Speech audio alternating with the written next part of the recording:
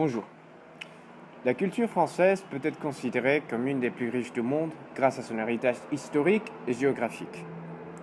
Les civilisations galloises, romaines, chrétiennes, wisigothes, entre autres, ainsi comme toutes ces colonies, ont apporté de leur part pour créer une culture ouverte, dynamique et créative. Additionnellement, la France a été en avant-garde dans l'innovation et l'évolution du savoir pendant la Renaissance. Il est donc important de parler de la France et de sa culture comme une influence mondiale. Nous sommes Valeria Gomez, Corina Blanco, Genesis Machado, Fabiana Marquez et moi, Moïse Valos. Et dans ce travail, on va vous exposer 4 piliers de la culture française. Les premiers sont ses fêtes, évidence de l'héritage de la société. Puis la musique et son influence. Ensuite, on parlera de l'histoire du cinéma. Et pour finir, on décrira la mondialement populaire gastronomie. Bonjour, je m'appelle Valeria Gomez et je vais vous parler de quelqu'un des jours les plus importants de l'année pour les Français. Le premier, c'est l'Épiphanie. L'Épiphanie, c'est le 6 janvier et les Français célèbrent ce jour en mangeant la galette des rois. La Chandeleur, c'est le 2 février et tous les ans, les Français cuisinent plein de délicieux crêpes à déguster avec famille et amis. Semaine Sainte. Au cours de cette semaine, des cérémonies religieuses et des processions ont lieu simultanément dans différentes parties du pays. Fête de la Victoire. Beaucoup de gens assistent au défilé. Ils chantent des chants patriotiques et aussi ils savourent les drapeaux nationaux sur leur maison. Fête des travailleurs. C'est le 1er mai et à cette date, les gens offrent à leurs amis un bouquet de petites fleurs blanches qui sont considérées comme un symbole de la bonne amitié et aussi d'une bonne chance.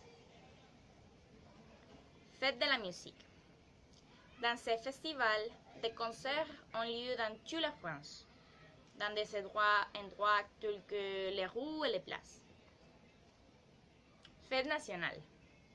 C'est le 14 juillet. C'est la date la plus célébrée par les Français et les fêtes ont lieu dans tous les coins du pays.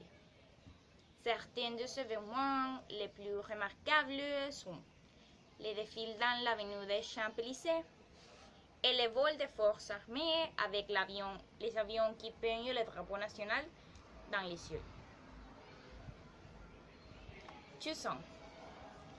Comme le veut la tradition française, cette journée honore les morts en priant pour eux dans les églises et en ornant les tombeaux de fleurs et de petits lanternes. Noël. Normalement, la famille se réunit autour d'une table avec décorations de Noël et des plats festifs et typiques. Et finalement, on a les réveillons de la Saint-Sylvestre ou les réveillons du jour de l'an. Ici, dîner avec la famille et les amis, regarder les feux d'artifice et embrasser sur la joue 2 fois à minuit sont des coutumes typiques de cette journée. Merci beaucoup. Bonjour, je m'appelle Fabiana et je parlerai un peu sur la musique française. D'abord, nous devons savoir que les industries culturelles représentent une partie croissante de la production de valeur. C'est pourquoi l'industrie de la musique est un secteur économique très important qui représente en France un chiffre d'affaires 2 fois supérieur à celui du cinéma. France est également le 5e plus grand marché en valeur dans le monde et son industrie de la musique a produit nombreux artistes de renommée internationale, en particulier dans la nouvelle chanson et dans la musique électronique. D'autre part, la musique en France reflète un large éventail de styles. Dans le domaine de la musique classique, France a produit un certain nombre de compositeurs romantiques légendaires. Ce pays joue de la bonne musique dans des styles de cabaret et populaire aussi. Les styles de la musique en France sont Premièrement, les chansons et les nouvelles chansons. Après, les grégoriens, les classiques, le folk, opéra, cancan, juju, pop, hip-hop, rock, jazz et rap. Particulièrement, la chanson française est un style typique et très populaire en France. Et les artistes classiques plus importants sont Charles Trenet, qui est considéré comme le père de la chanson moderne, Edith Piaf, Monique Ster, Jacques Brel et Léo Fer. Après les instruments, la cornemuse est un instrument de la musique avant qui est très important pour la culture française parce qu'il a été adopté depuis le siècle XVII. Finalement, France a actuellement quelques festivals de la musique qui sont très connus par les Européens parce qu'ils sont très riches et ils montrent l'identité de France à travers des différents genres musicaux. Pour finaliser, je voudrais que vous écoutiez un peu de la nouvelle chanson. Je chantais à pleine voix des romances sans paroles, vieilles chansons d'autrefois. Merci beaucoup. Bonjour, je m'appelle Corina Blanco et je vais parler de l'histoire du cinéma français. La France, avec les États-Unis, est le précurseur du 7e art mondialement. Depuis la première projection cinématographique, le 28 décembre 1895 au Grand Café, boulevard des Capucines à Paris, il a eu un grand succès qui restait à ce jour. Ce soir, on projetait 10 films, comme la sortie des usines Lumière à Lyon ou l'arrivée des trains en gare de la Ciotat. Mais la vraie révolution cinématique a commencé le 6 octobre 1927 avec la réalisation du premier film parlant de l'histoire de Jazz Singer par Alan Crosland.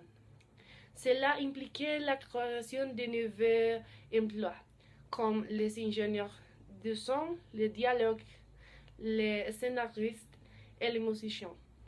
En 1938, près de 300 salles à Paris sont équipées pour les parlants.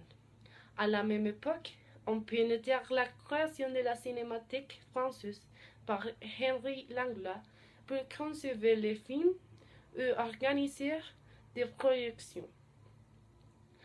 À partir de la fin des années 1970, le cinéma français entre dans une période difficile. La principale raison est le développement de la télévision. Il doit cohabiter avec la télévision qui bouleverse totalement les bases économiques de l'industrie cinématographique. Mais la télévision a devenu le principal distributeur de films actuellement. Parmi les films français les plus connus citons Lion de Luc Besson, Nuit et Julia de Aline René, Intouchable de Eric Toledano et Oliver Nakache, et Les Fabuleux destins d'Amélie Poulain par Jean-Pierre Jeunet, entre autres. Bonjour, je m'appelle Genesis et je veux parler du repas français. D'abord, la gastronomie peut être définie comme l'art de la table, lié au plaisir de manger, bien sûr. Mais si nous voulons savoir de la cuisine française, nous devons connaître du repas gastronomique français. Il y a un intitulé sur lequel l'histoire, l'originalité et l'identité du repas gastronomique français ont été inscrits sur la liste représentative du patrimoine culturel de l'humanité en 2010 par l'UNESCO.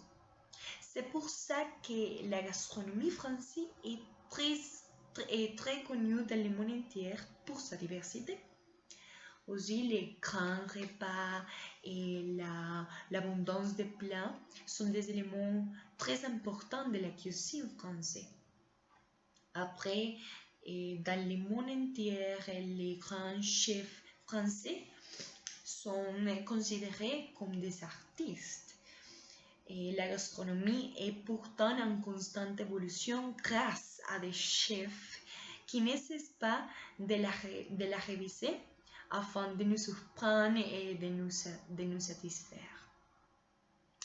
Aussi, il est très important de dire que chaque région de France nous invite à déguster de ses spécialités. Et c'est pour ça que j'ai en liste les top 7 des meilleures spécialités françaises. Et le numéro 1 est les tartes flûtes. Coq au vin, pot-au-feu, quiche lorraine, crêpes bien sûr très connues dans Venezuela, steak tartare, cassoulet et gratin de finois. Quelques plats. Et c'est pour ça que la gastronomie française est très importante pour le monde entier. Mais la gastronomie française est la base de la gastronomie occidentale. Et merci. Pour conclure, on peut dire que l'histoire de la France est pleine de grands acteurs culturels qui ont laissé leur marque dans leur champ, non seulement dans la France, mais dans le monde entier. Les fêtes nationales, la musique, le cinéma et la gastronomie sont seulement quelques exemples de la richesse culturelle française. Charles de Gaulle, personnage clé de la Deuxième Guerre mondiale et président de la France entre 1958 et 1969, a vu le potentiel de la France et sa culture, ainsi comme sa langue, comme force d'influence mondiale. Il a donc chargé André Malraux, écrivain français et nouveau ministre de Culture, de répandre l'influence de la culture française partout dans le monde. Le résultat de cette décision historique est un pays qui reste permanentement dans les premiers destins culturels du monde. Merci beaucoup pour votre attention.